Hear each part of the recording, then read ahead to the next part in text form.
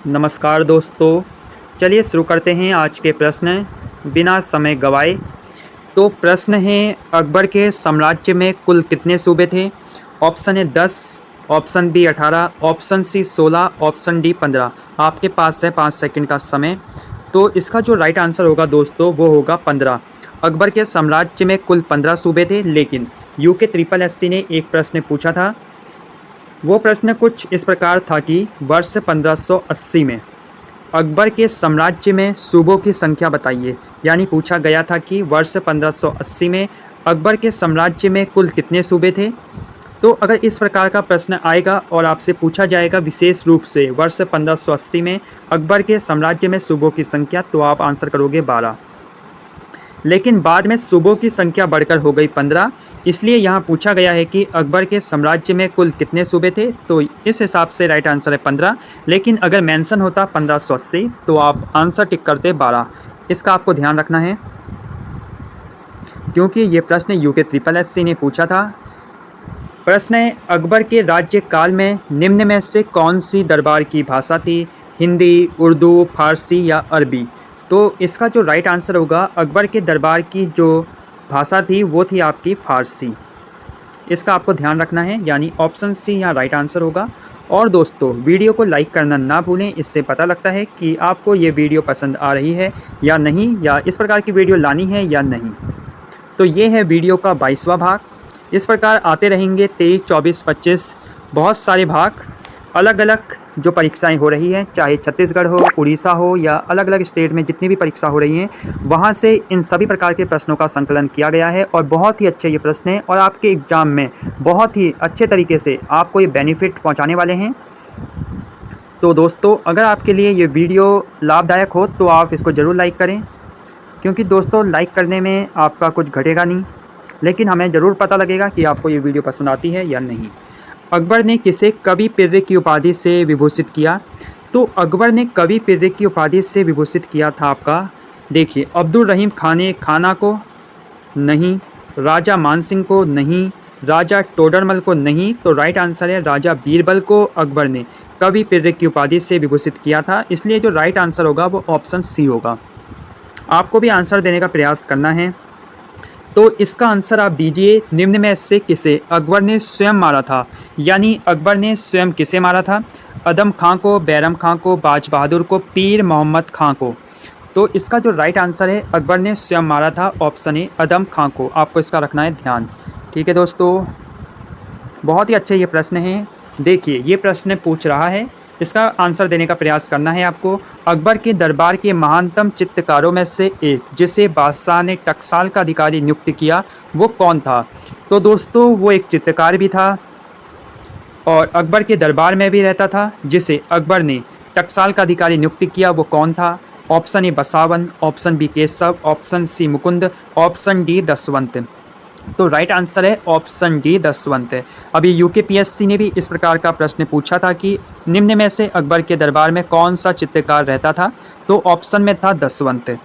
इसलिए इसका जो राइट आंसर है दसवंत। तो ये प्रश्न भी बहुत बनता है, इसके आसपास जो प्रश्न है चित्रकारों से संबंधित वो ज़रूर बनते हैं आपके एग्जाम में। अब देखिए, ये प्रश्न भी अच्छा है। निम्न चित्रकारों में से अकबर ने किसे मुल्तान का दीवान नियुक्त किया? वो कौन सा चित्रकार था जिसे अकबर ने मुल्तान का दीवान नियुक्त किया? आपको बताना है। 4 ऑप्शन है, अब्दुल समद, बसावन, दसवंत या मीर सैयद अली। दोस्तों, ये सभी प्रश्न आपके भी हाल ही के एग्जाम में पूछे गए हैं, इसलिए इन प्रश्नों का आंसर देने का प्रयास करना है आपको। तो राइट आंसर है अब्दुल समद। अब्दुल समद को अकबर ने दीवान नियुक्त किया था मुल्तान का, और ये एक चित्रकार भी था, ये भी आपको ध्यान रखना है। इसलिए ऑप्शन ए राइट आंसर है। अब कितना अच्छा ये प्रश्न है, निम्न सुल्तानों में से किसकी मुद्रा अकबर के समय तक विनिमय का माध्यम रही? यानी किस सुल्तान की मुद्रा थी जो अकबर के समय में भी जारी रही, यानी अकबर के समय में भी उस मुद्रा से लोग वस्तुएं खरीदते थे, बिजनेस होता था। तो वो किस सुल्तान की मुद्रा थी? ऑप्शन ए फिरोज शाह तुगलक, मोहम्मद बिन तुगलक, बहलोल लोदी, इब्राहिम लोदी।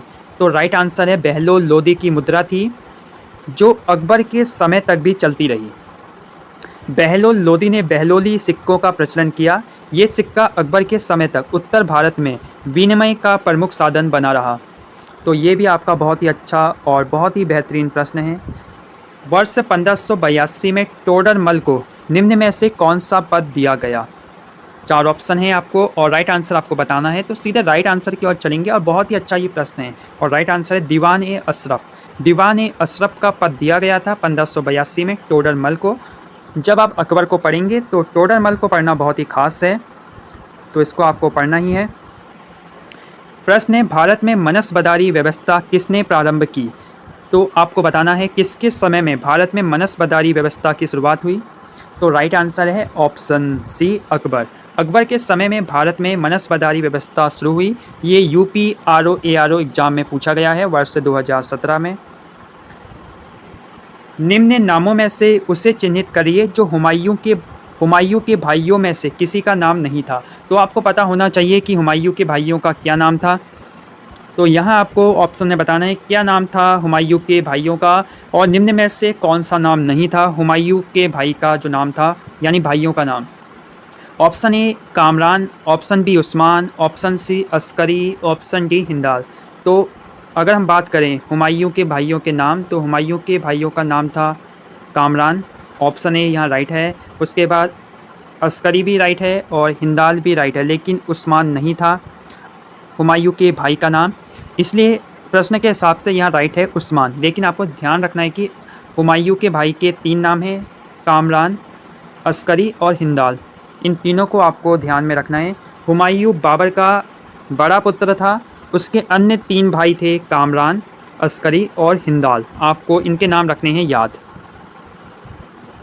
शेरशाह के अंतर्गत गुप्तचर विभाग का शीर्ष अधिकारी कौन था? देखिए और बताइए कौन हो सकता है गुप्तचर विभाग का शीर्ष अधिकारी। तो बहुत ही अच्छा प्रश्न है और इसका आंसर है ऑप्शन बी, बरीद-ए-मुमालिक था शेरशाह के अंतर्गत गुप्तचर विभाग का शीर्ष अधिकारी। तो ये बहुत ही अच्छा प्रश्न है, इसका भी आपको रखना है ध्यान। अब कितना अच्छा ये प्रश्न है, आप देखिए। मात्र एक मुट्ठी बाजरे के चक्कर में मैंने अपना साम्राज्य खो दिया, इस कथन को आप किस मध्यकालीन शासक से संबद्ध करेंगे? तो ये किसके विषय में ऐसा कहा गया है और किस शासक ने ऐसा कहा था कि मात्र एक मुट्ठी बाजरे के चक्कर में मैंने अपना साम्राज्य खो दिया?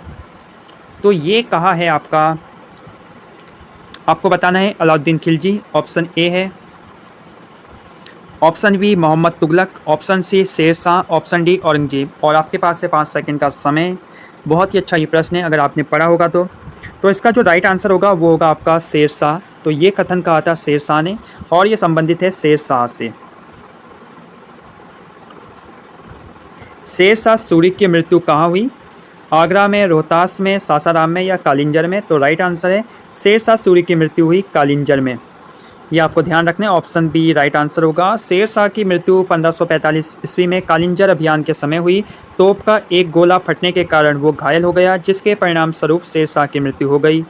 और शेरशाह सूरी को सासाराम बिहार में दफनाया गया, ये भी आपको ध्यान में रखना है। मेवाड़ के किस राजा को 1527 में खानवा के युद्ध में मेवाड़ के किस राजा को 1527 ईस्वी में खानवा के युद्ध में बाबर ने हराया था? तो वो कौन सा राजा था मेवाड़ के राजा जिसे बाबर ने हराया था? तो आपको बताना है उस मेवाड़ के राजा का नाम जिसे 1527 में खानवा के युद्ध में बाबर ने हराया था। लेकिन दोस्तों आपको यहाँ ये याद रखना है, खानवा का युद्ध इसलिए भी महत्वपूर्ण है क्योंकि यहाँ बाबर ने दिया था जिहाद का नारा। तो यूके SSS ने एक बार ये प्रश्न पूछा था कि बाबर ने किस युद्ध में जिहाद का नारा दिया था? तो इसका जो राइट आंसर था वो था खानवा का युद्ध। तो खानवा के युद्ध में बाबर ने दिया था जिहाद का नारा और इसमें बाबर ने हराया था राणा सांगा को। ऑप्शन डी राइट आंसर है। ऑप्शन डी को हम करेंगे टिक। राणा सांगा को हराया था बाबर ने 1527 में और इस युद्ध में ही यानी 1527 के खानवा के युद्ध में बाबर ने दिया था जिहाद का नारा, जो यूके SSS के एग्जाम में पूछा गया था। इसको आपको रखना है ध्यान। निम्न में से किसने लिखा है कि बाबर की मृत्यु विष देने से हुई? बताइए, अबुल फजल ने, निजामुद्दीन अहमद ने, गुलबदन बेगम ने या अब्बास खां सरवानी ने? तो ये लिखा है गुलबदन बेगम ने। ये भी इम्पोर्टेंट है, इसको भी ध्यान रखना है। गुलबदन बेगम को लगता था कि बाबर की मृत्यु विष देने से हुई है। बाबर की पुत्री गुलबदन बेगम ने अपनी प्रसिद्ध कृति हुमायूं नामा में इस बात का उल्लेख किया है कि बाबर की मृत्यु विष देने से हुई। गुलबदन बेगम बाबर की बेटी थी। उसका जन्म 1523 के करीब हुआ था 1523 में। निम्न में से किस शासक ने शाहरुख नामक चांदी का सिक्का चलाया? तो वो कौन सा शासक था जिसने शाहरुख नामक चांदी का सिक्का चलाया? अकबर, बाबर, हुमायूं या शाहजहां? तो बताइए किसने चलाया होगा शाहरुख नाम का सिक्का जो था चांदी का? तो राइट आंसर है ऑप्शन बी, बाबर ने चलाया था शाहरुख नाम का चांदी का सिक्का। बहुत ही इंपॉर्टेंट ये प्रश्न है। कभी कभी सिक्कों से प्रश्न पूछ लिए जाते हैं, जैसे गुप्त काल से बहुत प्रश्न बनते हैं सिक्कों से संबंधित। तो शाहरुख नाम का सिक्का चलाया था बाबर ने। अकबरनामा के प्रसिद्ध लेखक कौन थे? 4 ऑप्शन हैं और आपको बताना है राइट आंसर। बदायूनी, अबुल फजल, अब्बास खान सरवानी या कैफ़ी खान? तो बताइए कौन थे अकबरनामा के प्रसिद्ध लेखक? तो वो थे आपके अबुल फजल, जो कि आप सबको पता ही होगा। अब यहाँ आपको सही मिलान करना है और बताना है कौन सुमेलित नहीं है। बाबरनामा बाबर ने लिखी है, राइट है। शाहजहांनामा मोहम्मद ताहिर ने लिखी है, राइट है। हुमायूंनामा हुमायूं ने लिखी है, रॉन्ग है। तुजुक ए जहांगीरी जहांगीर ने लिखी है, राइट है। लेकिन जो हुमायूंनामा है वो लिखी है आपकी गुलबदन बेगम ने। गुलबदन बेगम ने लिखी है आपकी हुमायूंनामा। इसका आपको रखना है ध्यान। गुलबदन बेगम कौन थी? वो थी आपकी बाबर की पुत्री। बाबरनामा बाबर, शाहजहांनामा मोहम्मद ताहिर इनायत खान, हुमायूंनामा गुलबदन बेगम और तुजुक ए जहांगीरी जहांगीर ने लिखी है। मुग़ल काल में पुलिस बल के मुखिया को क्या कहा जाता था? तो मुग़ल काल में पुलिस बल के मुखिया को वही कहा जाता था जो आज कहा जाता है कोतवाल।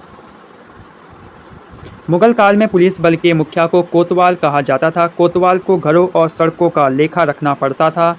वो कस्बे को कई भागों में बांटकर दूसरे व्यक्ति को कार्य सौंपता था। उस व्यक्ति को प्रतिदिन के आवागमन की आख्या कोतवाल को देनी होती थी, यानी सुरक्षा की जिम्मेदारी थी कोतवाल के हाथों में।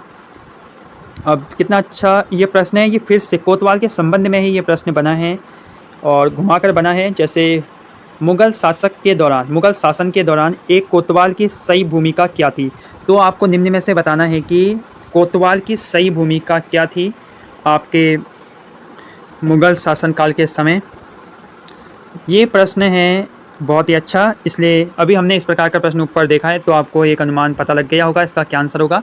इसका आंसर आपको करना है कमेंट, तो कमेंट ज़रूर करें, इसका इंतजार रहेगा। ये लोअर पीसीएस एग्जाम में पूछा जा चुका प्रश्न है। तो इसी के साथ आज के प्रश्न खत्म होते हैं। कल फिर से नए प्रश्न स्टार्ट होंगे और आगे भी ये सीरीज चलती रहेगी। नमस्कार, बने रहिए चैनल के साथ।